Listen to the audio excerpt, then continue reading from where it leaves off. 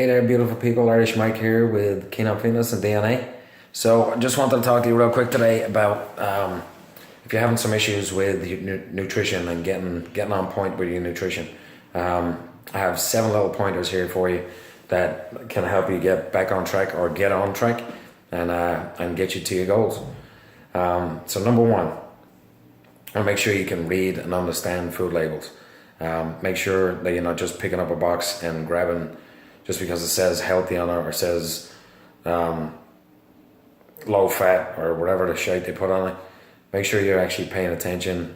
Check out, see sugar content, read the ingredients, make sure there's not too much hidden sugar, your corn syrup and your high fructose corn syrup, all those things. You want to make sure you keep an eye out for those. And my rule of thumb is if there's any more than 7 ingredients, I try not to put it in my body. So that's number one. Number two, make sure you're getting enough food in.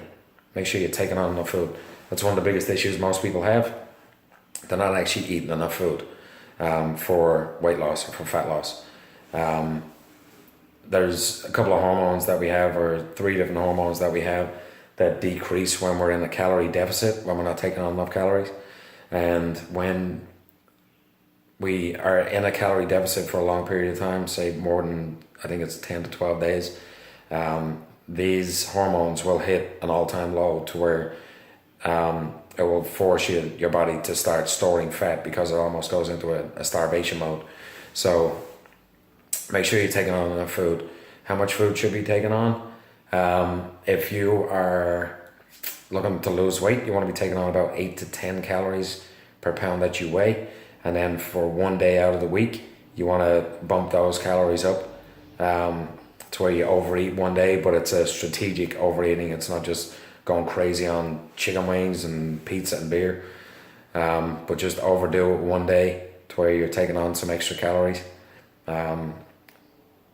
Extra fat would be the best way to do it, whether you're taking on more avocado or nuts, seeds, whatever it might be. So 8 to 10 calories for weight loss. If you're looking to maintain, you're talking about 11 to 13. And then to gain weight, you want to be taking in 14 plus, so 14 to 17, 14 to 18, depending on what your goals are. So that's number 2. Number 3, make sure you're taking on enough water. Our body is mainly made up of water.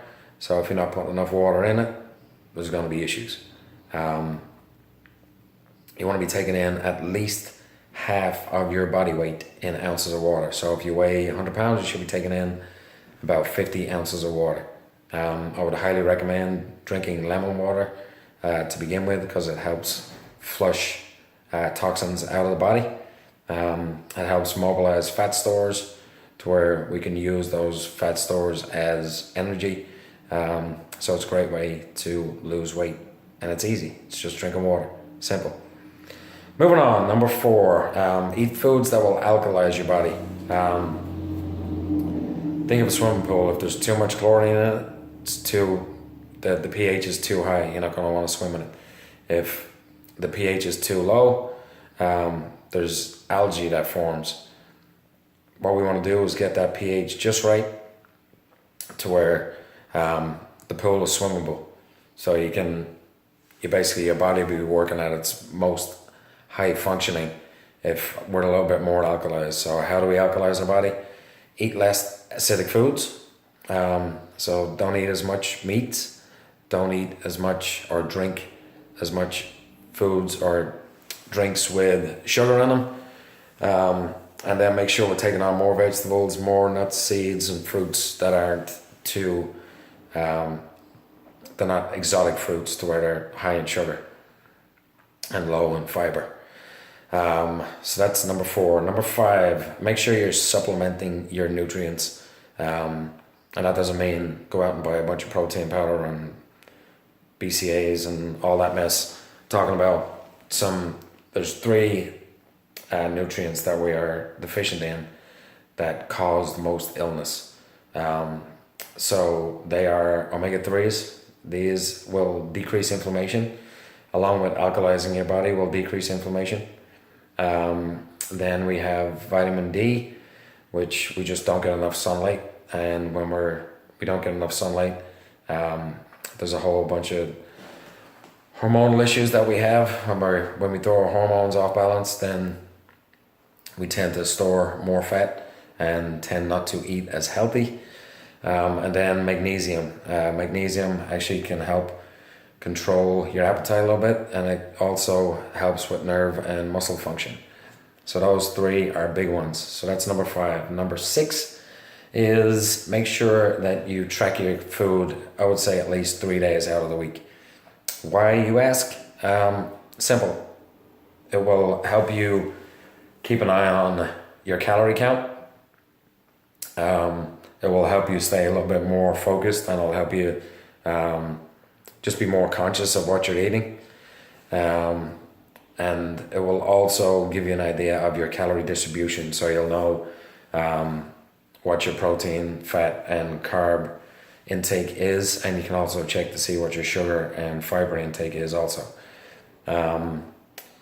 So track at least 3 days a week. And then last one is just make sure you cook your food slowly. Don't cook your food fast, because you lose a lot of the nutrients in your food when you cook it fast. So the slower the better. If you can do it raw, because that's where you have all the nutrients. But if you gotta cook it, then do it slow.